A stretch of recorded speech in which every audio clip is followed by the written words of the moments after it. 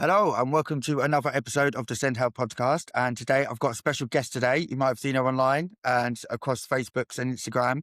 We've got Jordan from our sensory class. So it's going to be hopefully a great episode. I'm sure it's going to be a great episode. She's got lots to offer in the sense of experience and what she's doing now through social media. And so without butchering her journey, I'll introduce you to Jordan and let her kind of say a bit about where she comes from, what she's doing now, what she's got going on with businesses and stuff. And yeah, so here's Jordan. Thank Thank you you for the so time much today. for having me. So my name's Jordan and I run Sensory Classroom Limited, or Sensory Class, as you see on social media. I'm ultimately a special education teacher and have been for 16 plus years now. I started as a supply teaching assistant whilst I was doing my acting degree. I always wanted to be a drama teacher actually in secondary school, mainstream secondary school. That's what I thought I wanted to be. But I took some kind of ad hoc hours whilst I was doing my degree for a bit of teaching experience. I thought, well, what's to better to prepare you to be a teacher than teaching and Yeah. supply TAing in a special needs school, and I was absolutely right, but I very quickly fell in love with it. And within my first year of my degree, I completely switched what I wanted to work towards, and I wanted to be a special needs teacher. So I worked in that school for 10 years. I was a TA, and then I became a teacher in that same school, working with pupils aged 3 to 19 with complex, severe learning disabilities, a range of different diagnoses and needs, which was such a great experience. And then more recently, 7 years ago, I moved to Cornwall and worked it was actually a mainstream school, but had specialist provision attached to it. So I had much more autonomy on how I did things. And that was where I really experimented with how I wanted to do it in that kind of neuro-affirming way, and really experimented with what that looked like and what that could be. And then in between times, I was also a disabilities foster carer as well, through emergency placements, long-term placement and respite placements, all in children with disabilities for the most part, and lots of trauma as well. So I kind of have a very wide range of experience, I suppose. And maybe that's why my social media blew up very quickly the way it did when I started 2 years ago, because I could kind of relate to the parent side of things, the teacher side of things, the SENCO side of things, the foster care kind of side of things, and kind of, reach everybody really. And also I think it's just a sign of the times that people are just desperate for some kind of ideas that are done in a passionate and loving way. And that was why I started really. I was looking on social media for special education ideas and things. And all I could see was I think it was meant with love, but it was kind of felt mocking, or like making fun of, or even like glorifying hurting behaviors, glorifying how challenging the job was, showing bruises and bites and mess in the classroom. And I just didn't like it. It just didn't sit comfortably with me. For me, that wasn't the reality of the job that I was in. I adore my job. I adore my kids. We have so much fun. And that just wasn't my reality. And I couldn't find any teacher out there showing my reality, that it's so fun and so full of love and colour and laughter and joy. And we're always behind a locked door. Nobody can ever see what we actually get up to. Not even those teachers that I work next to saw what we were doing, because we were literally behind a locked door. So that's where I started filming some ideas, because I wanted to share my reality of how awesome this job is. No, that's brilliant. I mean, well, first thing I'm going to say is, how do you get time to do anything? That it sounds like you're busy constantly. Like, even It with was like that. doing the Last year I teaching, was and then I was running just doing foster caring, and you're like, whoa, like, I am a bit like that. So I am neurodivergent myself. So I think that helps. Like, when I see a need out there, I just find the energy and time and capacity to fill that need. I just think that's part of the beautiful part of being neurodivergent. So that does help. But also last year was absolutely crazy. It's calmed down a little bit more this year, but last year I was running 2 classrooms. I was also running my growing startup business, and it was all happening over the top of each other. So that last year was absolutely crazy. My husband will say I didn't sleep. It was mental. This year, since September, I've stepped out of the classroom and I'm focusing much more on business and consultancy. I'm still linked with schools. I still go into schools and work with children, but I don't have my own classroom. And that for me has made it possible to make this sustainable. Because last year I couldn't have done it for a second year. It was absolutely crazy. So I don't want teachers thinking that they're watching me and thinking, how does she do it all? I wish I could do that. Like, it isn't reality for more than a year, honestly. So it's quite good to hear from your side of why you got into it, because I've never really heard of it. Obviously, I know why I got into my social media side of it, but it's good that you kind of just saw. How did you feel the social media with the teachers and stuff? Because I think you're right. In a lot of it is glorifying the bad bits and how stressful it is. And I'm not saying it's not stressful. It absolutely is in some areas, but there wasn't very many people like you that are coming out with the whole positive approach. And I suppose, especially I know from social media, that's a lot harder to get a following because people are more attracted to the negative posts and stuff like that. To get the following you've got already just shows you.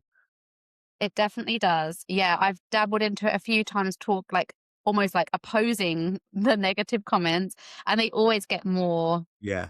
comments and things. So if you're after engagement and to grow your following, then yeah, go for it. But I'm not. I'm here for advocacy Yeah. and sharing the reality. So many parents of SEND children have their children in mainstream, and it's because they're terrified and have no idea what special education can look like.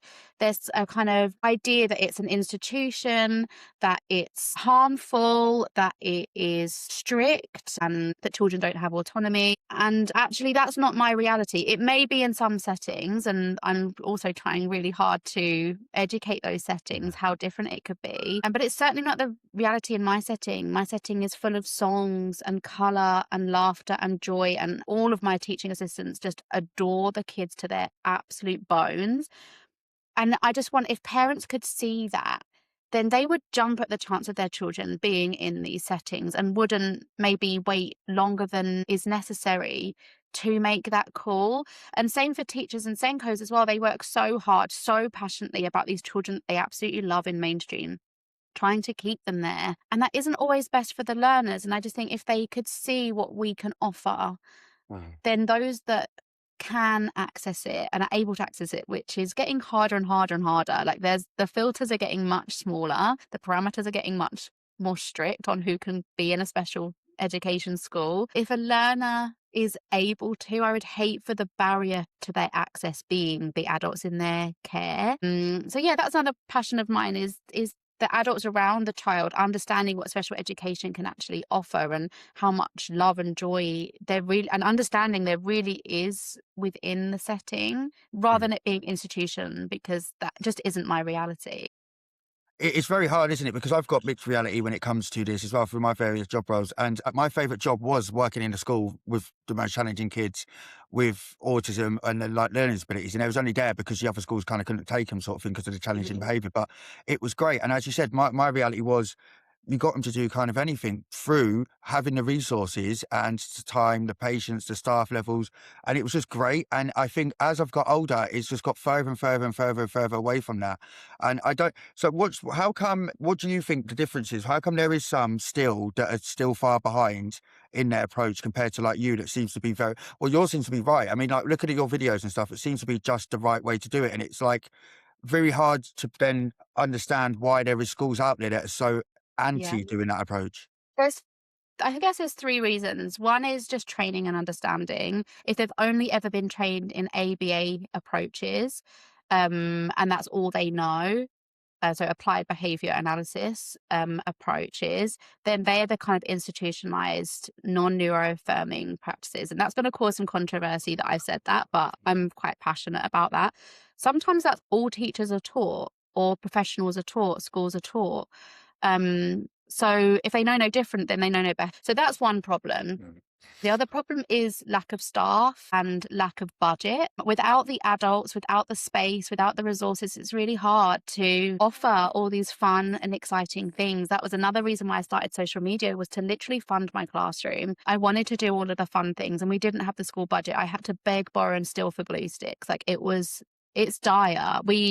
I've never worked before the last couple of years where the lighting and electricity budget has been mentioned to me as a teacher. Wow. Like it's dire. The budget at the moment is really dire. So, I mean, it was a privilege that I could very quickly earn a living through social media and it literally did fund my classroom in that first year. Everything went back into it. Every t-shirt sale, everything went back into it, so that I could pay for the fun slime and jelly and constant corn flour and flour and glitter and all of those things that I wanted and the children needed. I mean, some of it went on nappy bags and gloves. No, basic needs of our classroom, lots of that went back into it. So that was another reason why I started. So budget. I think some teachers must look at my account and think, yeah, great for you, but I've got a glue stick, some pencils and some paper. Like, how am I going to make that work? So lots of what I try and share is, free stuff that you might have already around the classroom or in the school. And I'm going more and more that route because I'm aware that it's more and more of a problem.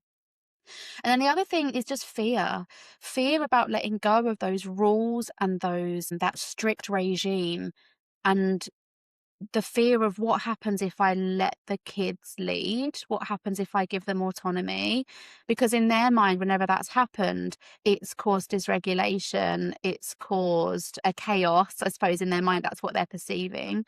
But actually, it's like a muscle. The more you do it, the more the learners and adults feel comfortable in it, then actually it's just incredibly beautiful, and it leads to consent so that the children want to be there. It leads to children listening to their bodies, or learners, I shouldn't say children, some of these are adults, right? Learners listening to their bodies on what feels right for them and what feels comfortable to them, and leaving when it doesn't feel comfortable. Honoring their autonomy is just massive, and that just wasn't happening before. Being learner-led, so following their special interests and their interests, leads to such better learning opportunities, and we've got the privilege of being able to do that in special education when we've got more adults and more time and more just freedom to be able to bend the curriculum around the learners that we've got in any year. So I think there's a few reasons why it isn't happening: fear, training, budget. But all of those are compatible if you want them to be. I chose to have less adults and reduce lots of different things that normally would be provided in the budget so that I could create a specialist curriculum. I a lot of my own time and effort into creating that sensory curriculum, which I now offer as a product to other schools so that they can have it accessible and affordable for them. In fact, all of my products, I would say, are incredibly affordable for schools, because I know that it's really hard to get these ideas, to get this time to create this bespoke, sensory, fun curriculum. And that really is my passion, is to try and make it accessible to schools so that they can move away from this strict institutionalized behavior analysis approach model and more to one that's flexible and neuroaffirming. That's really shocking to hear. Like, kind of, well, I kind of expected it, but it's here to hear like how much you had to fund to make that possible, and then obviously situations wouldn't make sense if obviously financially, if you didn't have social media and stuff Yeah. like that, would have been a shame. And what if in a mainstream setting? What do you think? Do you think the league tables have too much to do with this? Because from my understanding, isn't it that you get, but it's not so much about the budget not being there, but if the budget's not allocated for that resource, you're not going to find it. There's a couple of things. So we need to make sure that EHCPs are written well and that are actually appropriate for the child that we've got in the classroom right now. So many of them are so outdated that actually the child has changed in the time that they've been written. So we're not getting the appropriate budget for the child. The other is making sure that we're constantly moderating and proving with paperwork and proof and data that a child needs more support, because our biggest budget cost is adults, and all mainstream schools will agree with that. You need the adults on the ground, otherwise it's not even safe, let alone children learning. And that is it's a huge cost to schools, and so often it isn't covered by the EHCP or the funding that comes in because of lack of time to be able to gather the huge amounts of data. I mean, it's like a book, this thing that we used to gather to prove that our children are needing more budget and more support. And I feel like that's the main barrier, is time for the SENCOs and teachers to do that and to gather that data and to fight that cause, because they're on the ground, doing three people's jobs, where it's like the chicken and the egg. You're doing three people's job because you haven't got the budget for more adults, but you can't get more adults because you haven't got time to then moderate and make sure the paperwork is accurate. So we're kind of in a lose cycle at the moment in special schools and mainstream schools, I would say. Probably alternative provisions as well. It's all about the time it takes to prove this need. I've never had one denied though. So as long as you can put in the time to gather all of this paperwork. It is there. It's just, yeah, I mean, it's time that we often just don't have. Yeah. And it's what from what I can see as well, with the fear, obviously, from like the white paper and stuff coming out as well, is that a lot of Mhm. kids that would mainly go over to schools like yours are now maybe not going to qualify to go to schools like Yeah. yours. But then without them realize, again, if the budgets are going to remain the same and there's no extra funding going into it, then you're kind of in a worse situation going forward, aren't you? Than you would be, would you now? Yes. Which is a shame, because there is so many, like, I wouldn't say so many, there is places, but especially yours, that are coming up that are showing all of this progress and what a specialist school can like. And it's almost like the parents must be like feeling sick, kind of like all that hope kind of thing. And then like, but what if, and what does that mean? So like, I'm not, I mean, what do you think? How do you think? I don't know. I mean, where do you think? What do you think about all of that? And where do you think that the I kids are going to feel go? like the children that we always let down are gonna be let down even more, which is the in-betweeners. Yeah, So those that can cope in mainstream really well, regardless of diagnosis and need, those that can cope in mainstream really well and that suit that level and that learning style suits them will continue to do well. Those that have severe medical needs, I hope will still have their special education place. But we've always had this in-betweener group. yeah, They're not capable enough to access mainstream how it is built, but they're not special enough. They're not, they've not got access to, for whatever reason, maybe their behavior is too challenging. I've had that before with foster children that I've looked after. Their behavior is too challenging. They're too dangerous to be around the special needs children or mm, more vulnerable children. Or maybe they don't qualify the medical needs, or they don't qualify for the severe learning disability label for whatever reason, then they're left out of the special education settings, and that's going to happen more and more. And then what we're left with is this cohort that doesn't fit anywhere. And this is the cohort that have always been let down and going to be continued to be let down by this white paper. They're the kids that are educated in corridors and cupboards and at home. mm, Honestly, like, parents are just completely let down by the entire system. And we need a better answer for these kids than exclusion, and that's what's happening. Some yeah, children are lucky enough to get 15 hours in an alternative provision, and that is the maximum that they can get. That's the legal maximum, is 15 hours a week in an alternative provision. Some of them get EOTAS, which is educated alternatively or off outside of education, but they're incredibly expensive packages and really hard to get, which often takes a lot of time and support from outsourced places that parents have to often fund privately, which just isn't possible for everybody. And, these huge cohort, which is growing massively, not having their educational needs met, not having their safety needs met, not having their emotional needs met, and yeah, it's just not good enough. And the white paper is absolutely not going to help that.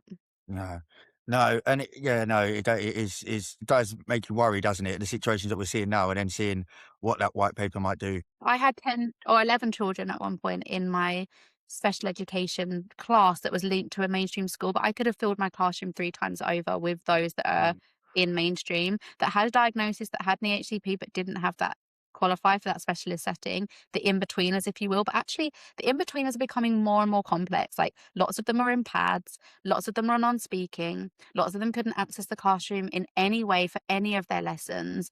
It was totally inappropriate. The TAs were incredible, loved them, made it work. Luckily, by us being attached to the mainstream school, there was a lot of inclusion as far as they came to us inclusion rather than our kids coming to mainstream inclusion. I mean, that was the benefit of us being attached to them. They came to our swimming and our PE and our play times and some of nice. our literacy, but they weren't accessing special education like it should be accessed. Some of these in-betweeners that we're talking about are non-speaking, are in pads, are incredibly complex, and yet still don't qualify. And I just feel like that's just only going to get worse. And what that's going to affect is their own education, but it's also going to affect all the other mainstream pupils who could learn in that setting Mm, education too, because that isn't inclusion for anyone. Inclusion in my mind means belonging. They don't belong in those classrooms because the classrooms aren't made for them.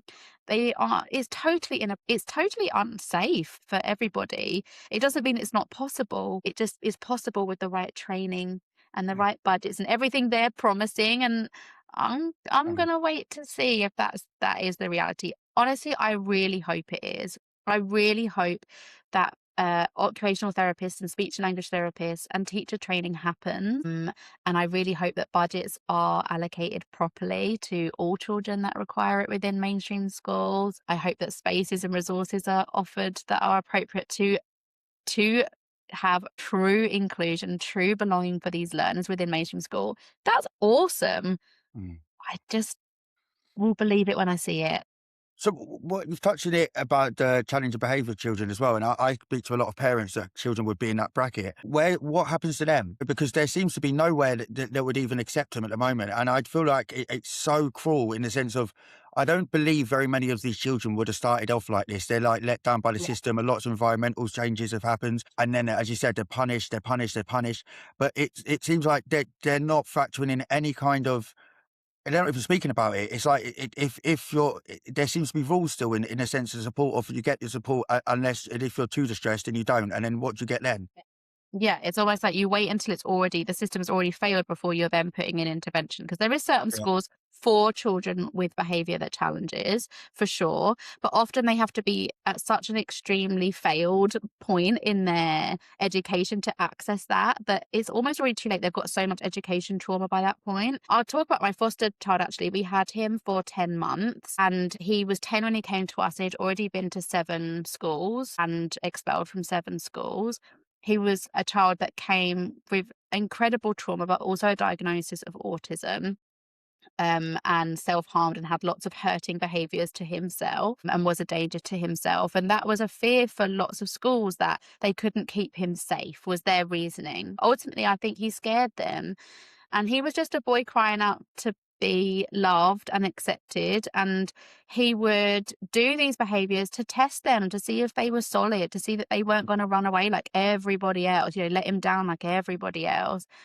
And when he was with us within those 10 months, he had a school placement for 3 weeks, which is actually a special education settings placement too.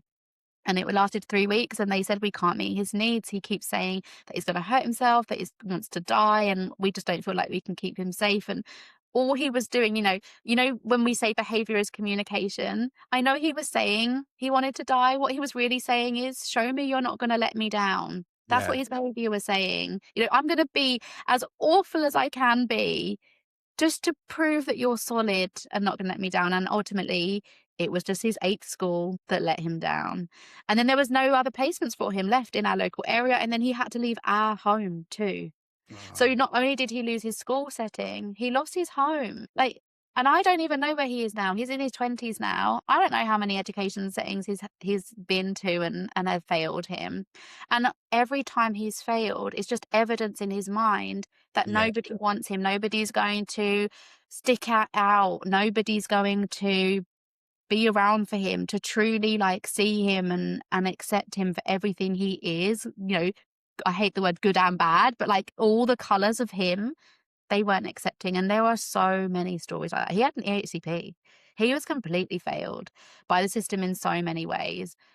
But there are so many stories of him. And I think early intervention, if he was 4 or 5 in his first school and he wasn't let down in that way, if he was resiliently and rebelliously loved and accepted and in all the ways in that school, it wouldn't get to the point where he had to prove these things, because the proof to him and the evidence would have been there for him right from the start. And some mainstream schools do that incredibly well, and that's been done amazingly, that they just love resiliently and rebelliously these children with such complex needs. And they have no budget, they have no time, they have no space, they have no training, but they are just putting in. I mean, that's half of my following, honestly.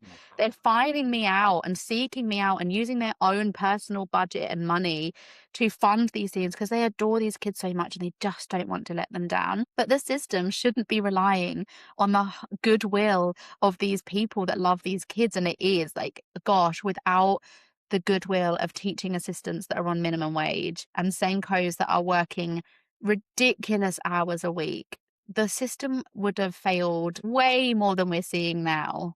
decades ago. We are on the backs of these people that are just trying to do the best of the kids with the absolute limited resources that they could ever have. And that's getting less and less and less and less. That's not good. It seems to be played with at the moment as well with the politicians and stuff like that, isn't it?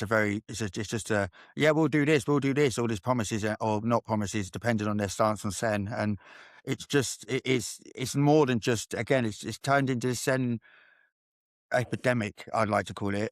It's more like a pandemic, isn't it? Like, of what's going on is filtering into everywhere. The fact that even politicians have that as a main party piece, that they're either saying that they don't believe in it and they're not going to fund all this extra money going there, or some of them are saying, yeah, we will and we really support it, and that's splitting the England.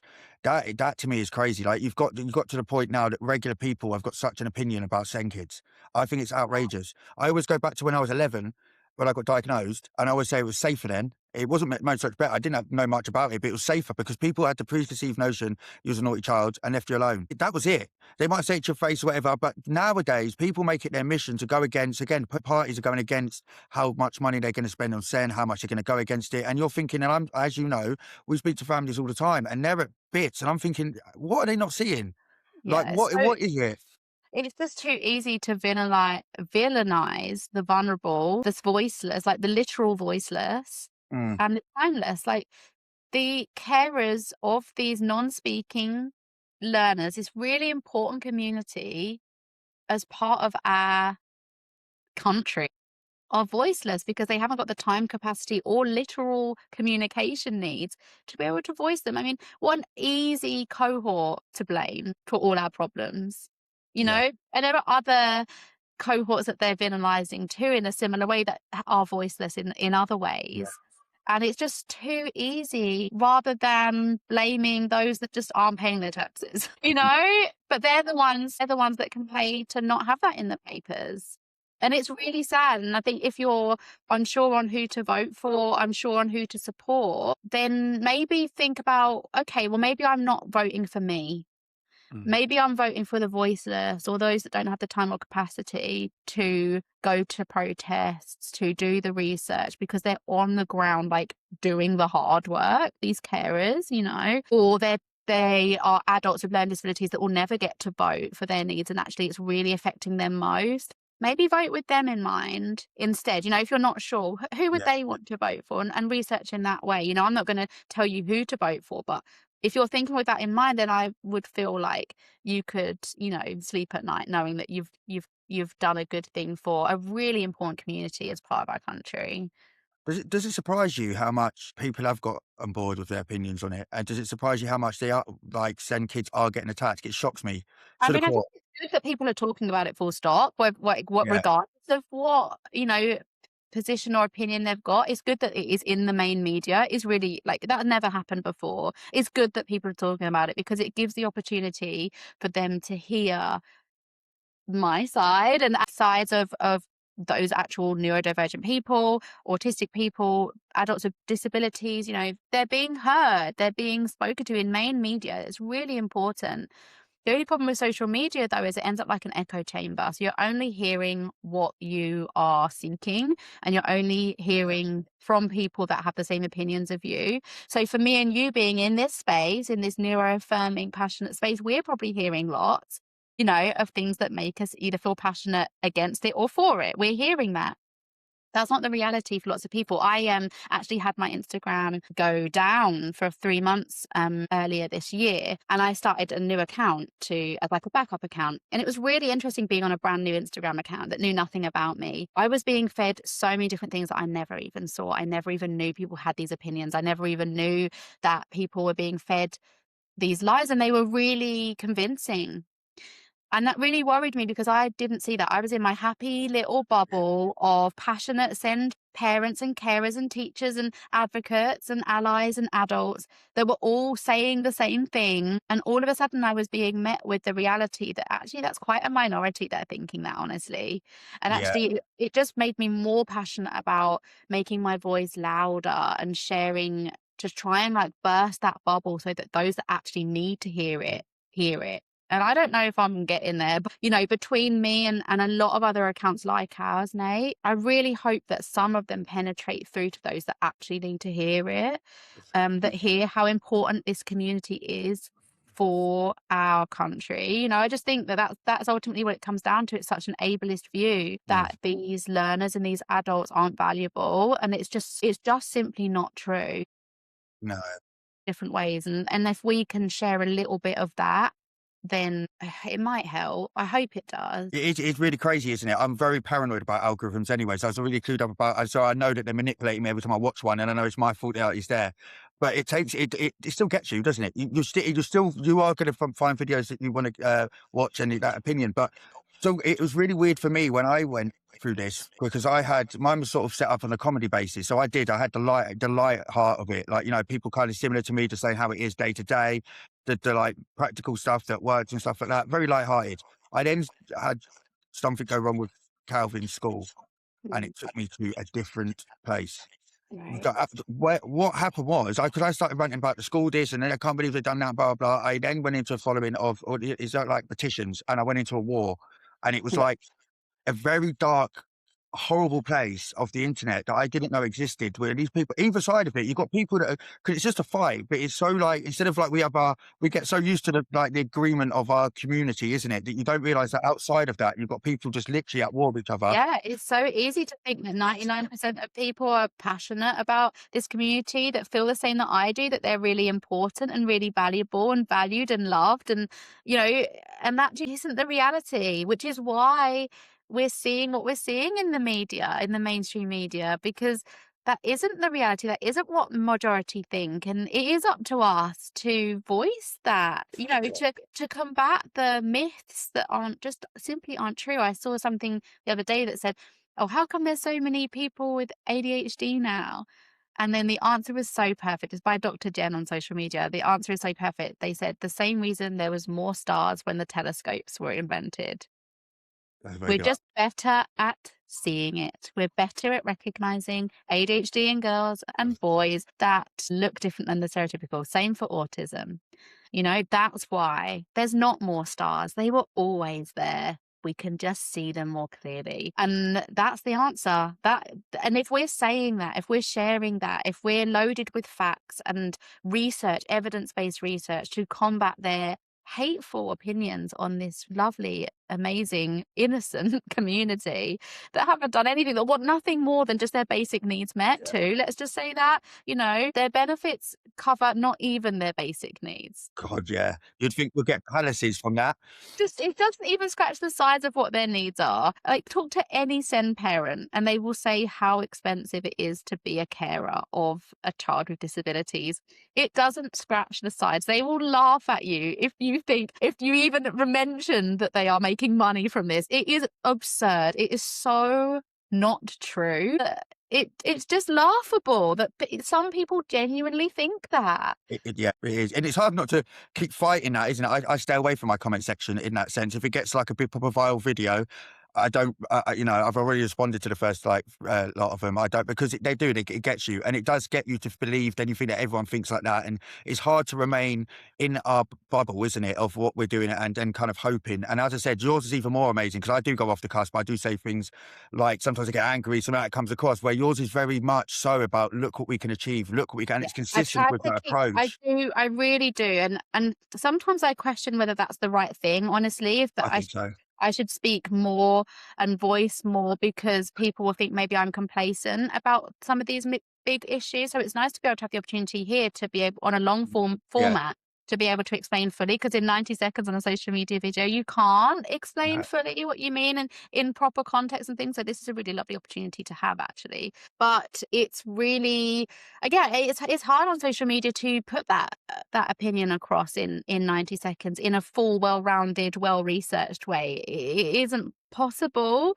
No. So I do tend to stick to sharing the love, sharing the acceptance, sharing the joy, to try and bring up people with me rather than fear. And also, I think parents and teachers are constantly being bombarded with hate, fear, misunderstanding. Even the schools themselves, you know, every time they pick up their child from school, which I've had as well as foster carer, they did this again, they've bit this Yeah. person again. They're constantly being told that their child isn't accepted and, their needs aren't being met, and they're not being understood constantly. So I thought if my account can be the light on their phone that does understand their children, that does validate and celebrate their children, that understands the why, that is passionate about songs and color and love and connection and co-regulation, all of those things, then I hope that it will give them some light to come to, that a bit of light relief from the burden, not of their children, but of the burden of the failures of the Yeah. system that doesn't understand their children. And that is what happened. And maybe that's why I grew so quick, because all of a sudden people were like, oh, thank goodness. Something that I know I can scroll and not be triggered by, something that I can scroll and just feel warm and love through the screen. And that isn't what I was looking for it before I started the account, and I couldn't find it. There's lots of accounts that do it now. And over the last couple of years, I've seen a huge wealth of accounts come up. There's shops and accounts that have incredible communities. And maybe I just wasn't searching the right things. That's why I couldn't find them. But there's incredible, loving, accepting communities there that are incredibly passionate about our community, that are doing wonderful things. It's definitely not just me. There's Well, lots of. I would say that could be your influence, though. So your influence has caused all these. I would say so that it wasn't. It might not have been there. You started it, and that's how good your influence is. That you've influenced so many people now to have that outlook and to start showing it in that positive light. Yeah, maybe. I hope so. Or maybe it's the algorithm that is like feeding more of what I'm giving out. I don't know. But it certainly feels good to share good It rather does, yeah, than it does. rather than the opposite. Because hate just breeds hate, and yeah, love breeds love, and that is what I'm getting back. And I really don't see many negative comments. I certainly see people disagreeing with me, and I'm always okay with that. I want that. I want to educate people. Sometimes it's just ignorance and lack of understanding and training. It's not hate. So that's kind of the most I get, really, which is nice. It protects me from that as well. Like, this is a personal thing for me, being neurodivergent myself. I was failed at school too, had an awful time at secondary school as a neurodivergent woman that only got diagnosed in the mid-30s, completely failed and misunderstood by the system as a whole. And in work placements, even worse, actually, I would say, than school. And I think lots of adults can share that complete misunderstanding and unfair parameters and unfair expectations on somebody that has a disability and has those needs. So it is personal, but also like I've loved like 600 kids with disabilities. So it's personal in that sense too. I'm fighting for them too. Yeah, no, it is good. And as I said, I've made a respect for you because it is the hardest way to grow an audience is by being that positive shining light, and it is, and I know that full well. And again, it put me back in the lane going over to the things. I went back to humour, so I've just tried to do it as humour, just reality, just how it is, without really too much think about it. I feel so much safer, as you said, with the comment section, that everything. I'm not arguing, not getting triggered, and it's great that you kind of grow that community together, isn't it? Like, Yeah. what have you found on social media? Like, what I was surprised about was how many people are actually in crisis. Like, and that's real facts, isn't it? Like the statistics are out there. Like, I don't think people realise. I know we all say it on social media, but it's different to people saying like influencing on social media. To these are people that are never going to go on social media, and there is so many people in crisis that have a story. You can literally have millions. Like, if you think there's too many social media influencers at the moment, you're lucky, because if every single parent that was going through something at the moment picked up their phone and started speaking about it, oh my God. Yeah. Yeah. Yeah. Every class would have 3 in the Yeah. whole of the world. And that's just dysregulation crisis I'm talking about. I'm not talking about not having their emotional needs met, not having not having a safe home to go back to. Yeah, it's a huge need.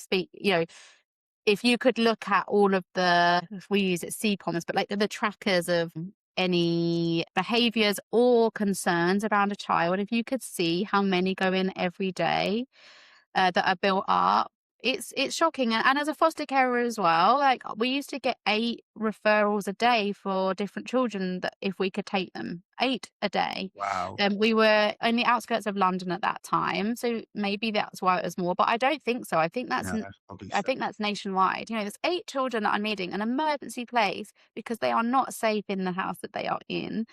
And they don't take children away easily. It takes a long time to, be brought to foster care. And there is, in crisis, there are so many in crisis. There are teachers in crisis that are really passionate about their job, that worked really hard to get the career they've got, that are leaving. And there were stats this week, actually, that the teachers leaving are aged between 25 and 35, and mainly women. And lots of it was around maternity leave and questioning that. But also it's about burnout. Mhm. You can only love and be passionate for so long and see it fail over and over and over again and not get anywhere, without ultimately just thinking, I can't do this anymore. There's only so much fight that, we've got. And when you're working in a failing system that's not changing, it's only getting worse, it's really hard to keep the motivation to carry on. Yeah, I can imagine. It is no short of, I can imagine how hard it is being a teacher, let alone now with the, and that's just without the SEN. So just as a teacher, as it Yeah. was, and Well, from what I yeah. know, from what I've spoken to teachers, is the pressure, the expectation, the fact especially in mainstream, when you have little to no freedom to change anything you want to, and you could also you put your job at risk for appeasing SEN kids. And so there's lots of politics to it, isn't it? I see a lot of the same of parents that are, when they first get, I spoke to a head teacher of a school. Not, I don't want to have a podcast, but it wasn't her. I don't want to throw her out directly. It wasn't Mhm. that one. But I spoke to another head teacher, and she was very naive to the fact and thought we was kind of like being on like problematic. And then her daughter had SEN needs, and she could not, and still doesn't, and makes it a mission now to make sure that everyone knows at a high level how bad it is. And she just couldn't believe it. And she said that it just seems, when you're hearing it, it just seems so unreal. And so you can't process it. It's a bit like, any major event, when you kind of know it, like one of the world wars, you kind of read it in books, but you don't actually, you wasn't there. So you don't actually know how horrific that was. Like, Yeah. and it's almost like, It's really sad, isn't it? Because actually the reality is, if these learners and children were supported properly, there would be no crisis. It's not because of the children. no, It's not because absolutely. of Oh their yeah. needs or disabilities or how they communicate or how they interact with the world. It isn't on them at all. It is through the failures of the county, the budgets, the education system, the medical care system, the therapists. It's failures of the entire system around this child and their families as to why they're in crisis. It is nothing to do with the child. There's no, with the right budgets and resources, these children would be thriving in education and in every other sector without doubt. I've worked, like I said, I've worked with 600 children, probably more now. I worked that out a couple of years ago. And that's not including my social media. I've reached a lot of families, and I've never worked with one child that doesn't want to learn, want to communicate, want to play, want to build relationships. Ultimately, they're just being failed in every way, and families are being failed too. Yeah, so I want to make that really clear, that when we're talking about crisis, it isn't crisis because they're disabled. No, It is yeah, because absolutely. they've been failed. Yeah, and as you said, at every step they're getting failed, aren't they? Mm. What do you think caused this? Because I've got like a theory that it's a kind of happy theory, because it's better than the one that they're doing it deliberately, but that they just underestimated how many children. Right, so one, I think when it first come out, autism, and especially because when I worked going up the years in care and working in schools, I think autism was tied to a learning disability. And Mhm. I think they thought autism was just learning disability, and if without the learning disability, there would be no such thing as autism. So they had Asperger's, didn't they? They kind of justified that, but they didn't really. So and with ADHD, it was boys, and there was no such thing as Right. adult ADHD, and there was no such thing as girls. And they're going back on all of this and realizing that it's through families. Like, I've just done a video today. If you've got a kid with SEN, the chances of one of the parents having it is 94%. Yeah. Right, so that seems what we're in now, isn't it? As you said about the middle type of people, that Yeah, means that we're even in my missing a career whole now, lot of people. when I first started teaching, even the National Autistic Society said 1 in 100 were autistic. Jesus. Where I'm seeing, I don't know what the National Autistic Society say now, but I've seen evidence-based research to suggest it's more like 1 in 4, which Absolutely. seems much That's more what I heard. realistic. And I just find that really interesting. That's a huge change in just 16 years, maybe even in the last 5 years. But yeah, definitely in 16 years, I remember those figures. And again, it's like the stars in the telescope. It's not that they weren't always there, it's just they weren't Looked at. understood. They didn't see. You weren't seen, was it? As I said, you wasn't looking for them. So that if No, you're not as we looking for shift that, that like understanding autism, of what ADHD looks like in women and adults, and when we yeah, understand what autism can look like in this huge, I mean, autism is such a huge umbrella that covers such a huge, wide range of needs and experiences.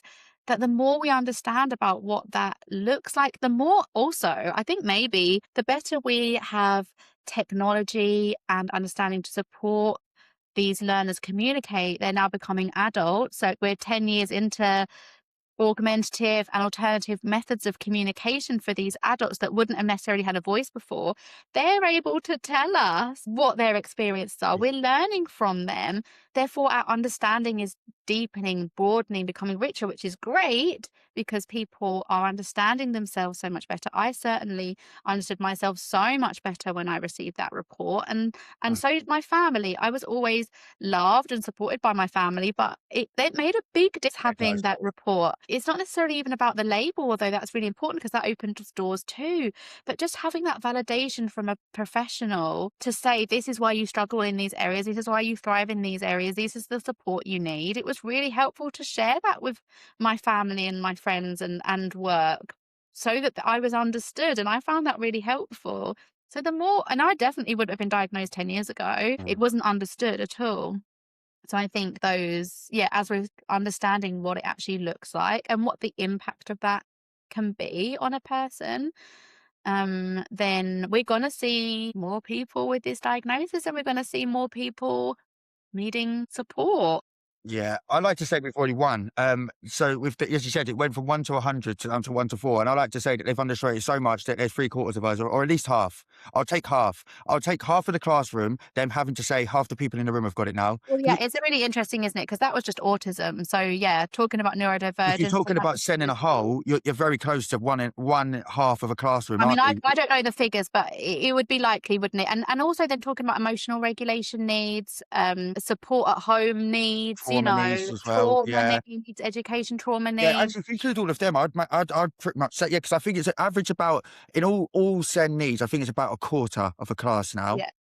Including like dyslexia and stuff like that. I think teachers would agree with half have some emotional support need, kind of trauma need, or a SEN diagnosis, or both. Yeah, teachers, certainly in my mainstream school that I've just been attached to, was really eye-opening because I'd spent 10 years in special education, not really knowing or understanding what was really happening in mainstream, just thinking that we had all of them with us. It was so eye-opening, and I'm really pleased that I had that experience being attached to a mainstream school to really see.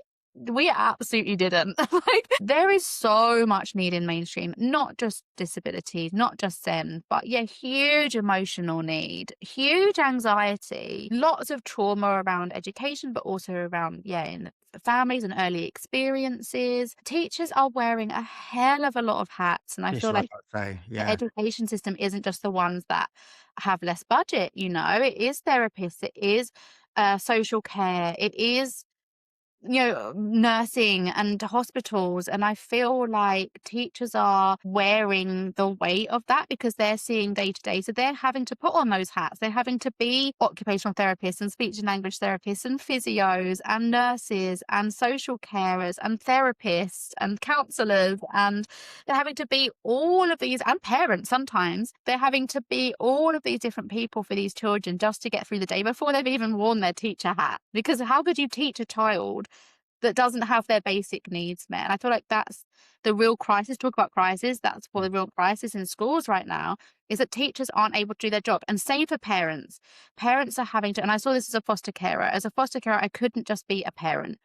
He didn't have a social worker for 12 weeks. So I was a social worker and fighting his needs there. I was his education because he wasn't in school because they expelled him. I was his parent. I was his foster carer. I was his friend because he didn't have any friends because he wasn't in school.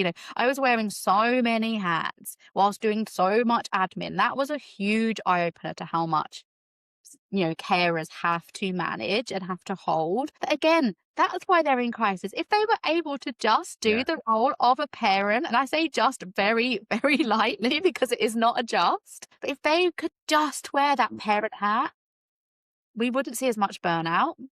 They would absolutely thrive. The kids would thrive because they were being supported by all the people that are trained to and is their job to do all those other roles. But ultimately what we're seeing is teachers and parents are having to hold everybody else, and that's only getting worse. And those that are putting in that work, of teachers that are putting in that extra work, are the ones that are burning out first. And they're the ones that are leaving the career. And ultimately that's going to end up with lots of newly qualified, but not very much experienced teachers that are still passionate, but don't have maybe that as much experience, or teachers that have learned coping strategies to not care as much. And it happens really, and that's no judgment. You cannot do the job like that if you care about every single people and every single thing. It will burn you out. It isn't sustainable. And I noticed it as a foster carer as well. You know, when I said I was getting 8 referrals a day coming through, at first I was reading every single one, and I was imagining them, and I was imagining them in my home, and I was loving them, and there wasn't even a picture, there wasn't even their name on there. It was literally just an initials on printed white paper, and I was falling in love with all of these children, saying yes, yes, yes. After 2 weeks of doing that, I became disassociated, because your heart cannot work like that. It is not sustainable. I would notice, you know, certain words on there, and I would say no, because you cannot care to that level and carry on the job. And that's what teachers are finding. That's what social workers are finding. That's what nurses are finding. It's what therapists are finding. It is unsustainable to care the amount that needs to be cared for. And then ultimately those teachers leave. And that helped me make my decision as well, because I was just seeing failure after failure after failure. And it's really hard to carry on fighting when you can see a failing system and not feel like you're doing anything about it. And I think that was also another reason why I started my business, because I was helping 10 children. Great. There's 10 children in my class. There's 10 families. They were thriving. We were doing great. But it was such a tiny drop in the ocean of failure. Whereas now I can reach hundreds of thousands of families all over the world, and maybe make more difference, and that kind of have that ripple effect. I feel as my legacy as a teacher, a really passionate teacher, I'm making far more impact in this way, even if it's diluted on screen and through social media, rather than those 10 in my class. Absolutely. There's no doubt, you know, you can do either. Both are really important jobs. It's just that's the decision I made for myself, to feel like I was having a part to play in helping this huge issue. Absolutely. I had to kind of balance that as well with when I started it to go to support to now to community. That's very much the intentional reasoning for that, because I couldn't support everyone and I felt like I had to. Yeah. Like when I asked who needs support, and That's a neurodivergent thing too. That's an ADHD thing too. Be a major empath is a big part of our makeup, and you can't. No. You can't. I tried, and that's what. And then I kept beating myself up, and then I eventually get angry at everyone else, because I'm like, "Oh, do you expect me to do?" And it was really, really toxic, because I was doing it and taking up all the things. And I've realised now to put the community in, do the light support, give the offerings for everybody else to go there, and it's really shaped how you do it. But it's true, you do have to. And this is where I think parents go wrong with their children. You have to prioritise yourself at some point. It's easier said than done. Yeah, it's easy. It's a hard balance. I would have said the same before being a foster carer, but if I hadn't have done those other jobs, I definitely put myself last, like by a long way, which is why we ended up, you know, him having to move on. Like ultimately, like, he had nothing left. Nobody else was going to do those things. Nobody else was keeping him safe. Nobody else was educating him. Nobody else was, you know, teaching him these things. It had to be us. So yes, of course, in an ideal world, I would have been his parent, and I would have thrived, and we'd have stayed together and all of those things. But that just isn't. We were being failed in so many catastrophic ways that was just not a reality for us. And that's the same for so many other parents. It's hard. What I see is as well that they kind of, but it's remembering that you're a person too, and that's what the work I'm doing at the moment is to kind of that as well is them hard boundaries, isn't it? Of what fights, and that's horrible as well, even because you want to fight them all. Like what bit of fights are to time you're going to rest and recover, and you end up. Let's be realistic. We don't balance it out with neurodiversity. You don't. You everything is the emergency, and you end up doing everything for a huge amount of time. And just the weight of. I was saying it the other day. We were talking about just if you have a fallout with a teacher, like, or a bad relationship, the anxiety and the effort and the emotions that both of you will have 5 days a week. It's incredible. Without anything else, just a case that's an email or a phone call or the conversations you're about to have. And it's exhausting. And you're doing that for like a whole year at least because of the relationship with one teacher. If it's a school, oh my God, you're doing that for like, 10 years? Yeah, I guess the answer is that if anyone's listening to this and isn't in the absolute burnout pits of it all right now, but has the passion to support somebody, then reach out to a friend that might be, reach out to a teacher that might be, reach out to a parent that might be, and just see what you can hold for them so that they can, so it's even possible to that they can think about themselves for 10 minutes, half an hour, that might make it possible. And if we're all holding each other, then maybe that would make it more realistic. Yeah, it's the community, isn't it? And but I think the more the community we've got and make them safe spaces for us to go out in like a setting or even to communicate with each other, to kind of loosen around, it kind of helps. And you do kind of pick it up there as well, isn't it? Like you kind of help each other through behaviours, you help each other through a lot. I think the community is something that it's the one thing that all of this has created that's amazing. Yeah. It's the one thing that it's just the silver lining and a half is the community, the same community. I just said like us do like linking up. It's very forthcoming and people do want to help. And when you have got the passion like you have and stuff like that, you will just help. Like as you said, now you're helping And as hundreds a of thousands foster of carer, people. I really didn't need much to feel supported. It didn't take much. It took one of our friends coming over and playing PlayStation with our Yeah. child, just so that I could do the washing on, like put the washing on and do the boring stuff and like just feel a bit of relief from that like constant pressure to be everybody. Sometimes it's that. So it really can be quite simple. It doesn't have to be a big major fix or job. Sometimes just being present, sometimes just loving the child as well as the parent, I just think like like, what about and you're activity, doing. yeah. Yeah, exactly. So it is incredibly helpful. I'm really grateful that I've had the experience that I've had through foster care, because I definitely would be quite ignorant to the weight and role of the parent and the carer in this SEN space. And it's a privilege to have dipped my toe into that world, to have a little bit more understanding of the reality of, yeah, the burnout and the weight of fighting for their rights. I've heard it's hard. I've known a couple of foster carers and it is your life, isn't it? It's you can't you it's not your goal is to make it a normal family, and everything in that process makes it not a normal family in the sense of all the reports, all of the things you have to fill out, and it just makes them. It's so sad to see, especially when you've got a good family. Like I'm sure you was when you walk in there, and it is like they're not foster kids. And then Mm. you have to do stuff like treat them like foster kids in these meetings and talk to them about like it's Even so things hard, like isn't it? ask permission for haircuts, like you're Yeah, constantly reminded. It was a huge fight to get a passport for him to take him to Disneyland. holidays, yeah. Like it took months of fighting for that. So yeah, you're constantly reminded, yeah, of those things. But it's an incredible role. And if you are interested in foster care or respite care, then always reach out to me, because I'm incredibly passionate about it. It's a really amazing thing to do, even if you're just doing it short term, I it's mean, short term, I don't underestimate what short term would do. I know for the respite is needed. It's like, even if you could yeah. just do something and you don't think about full commitment, that is madly under, like, that would help so many people. I think people go to tears being offered respite, some Yeah. foster parents, wouldn't Well, they? that's what we needed. So Yeah, ironically, we were respite foster carers, but we needed respite from our long-term placement. And I know how valuable that would have been. Just a weekend. yeah. I think we had 2 weekends across the year, and it just meant that we could be the parents that he needed us to be when he came back. And he had a great time too. Like respite is so fun and so fantastic. It's a really great way of supporting. Again, being, if you've got something to give, you can support Mhm. that community, or yeah, offering respite to your friend. And respite doesn't have to look like overnight care, because sometimes that's not appropriate or possible. It can literally look like watching a TV program with the child or playing on the iPad with the child, so that the parent can have a hot cup of tea. That's respite too, and it just keeps them going. And that's ultimately what we need.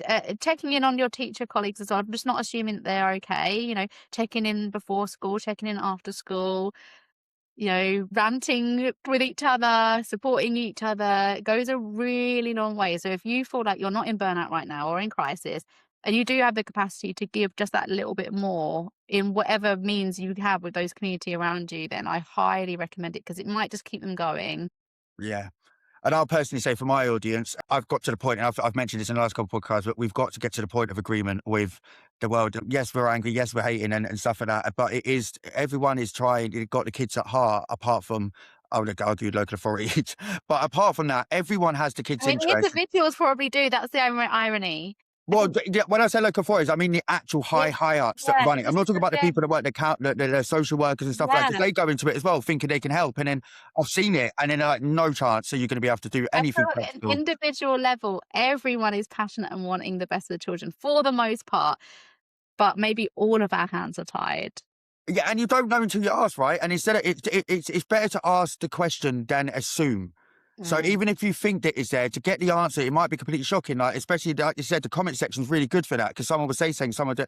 and some people generally learn off that. And I think saying nothing and having that judgment, I think that's where the fear and then the divide comes. Yeah, and because we need to so have a cool. lack of egos too. Like, I actually love being questioned because it really does make me think, yeah, why am I doing that? One of my favorite things that my new teaching assistants would come in, they had no experience, no prior training at all. They would come in. I love working with people like that because they ask why all the time. And Yeah. sometimes I could answer their question, and other times I think, yeah, why do we do that? Is the answer simply because it's always been that way?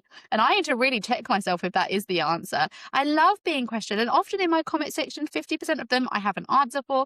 50% of them I think, do you know what? You're right. I shouldn't have said it like that, or I should change my way. And I love that because You've we're got to, don't you? constantly learning. I've Hmm. changed my practice so much in the last 2 years, so much. And I hope to keep changing. I hope to keep listening to adult voices. I hope to autistic adult voices, disabled adult voices, and carers and therapists. I mean, that's why I love doing my podcast, because I'm learning all the time and it's changing my practice. I've shifted massively recently. And it's only because I'm listening. I'm open-minded. I'm open to being questioned and challenged and changing. And I think if we're all like that also, then that would be better too. I'm not saying my way is the only way and even the right way. I'm just saying I'm growing and developing, and this is how I'm doing it right now. This is what feels good for me right now. But my God, am I open to being questioned and challenged? And yeah, I think that's a good thing.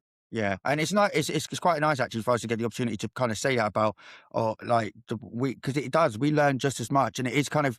I say it's a bit selfish because as much as they've only spoken to someone that understands, and we've listened, and they're like, oh, someone we've got to do that so many times, so we kind of live in that. But it's not many times you get to shut up. So yes, thanks for everybody for, because I've this year, and it guides you. I learn. I've matured. I've learned to, and then, I know it sounds mad, but learning to listen was the biggest change ever. When I stopped trying to fix everyone's problems and just listen to the problem, and then just go, you're doing the right thing, it's not your fault. Like that was a million more things than me trying to go, do this, do that, and maybe if you tried that, because I think that, I learned that, and I think now I'm seeing what the benefit is of working together in the community. Community shapes each other, right? So that it's, we learn from each other, and then we become the perfect community. Yeah, I agree. That was good. But yeah, no, I think, So yeah. now we fix that. That's it. We fixed the world. Yeah, I love it. good. But no, yeah, I think it's been amazing. It's been an amazing podcast, and I think we've covered quite a lot. And as I said, I'm happy to obviously work together as many things as we can, and we'll get our head together and see what else we can kind of get together and see if we can share audiences and stuff like that. But it's been absolutely amazing. So thank you for, as I said, you're busy as hell. I'm busy, but you're busier. Like, do you know what I mean? Like, getting you on a podcast is amazing. So thank you. I really appreciate you holding space, because I very rarely get the opportunity to share on this long form format. What I'm passionate about and my reasons why, and maybe I need to share more of that people understand my why. So yeah, thank you for giving me the opportunity to share that. No, it is very good, and I think it is a great opportunity to get that out, and I hope that people then see you as a bigger picture, because it is hard. I know exactly what you said. That 60 seconds could be life or death, and that's someone's opinion for life on you. You say the wrong thing or cut it too short, that's it. That you're that person now. Yeah, it's true. It's very true. Social media can be cruel. Yeah. But no, yeah, thank you very much. Very brilliant. Thank you so much for having me.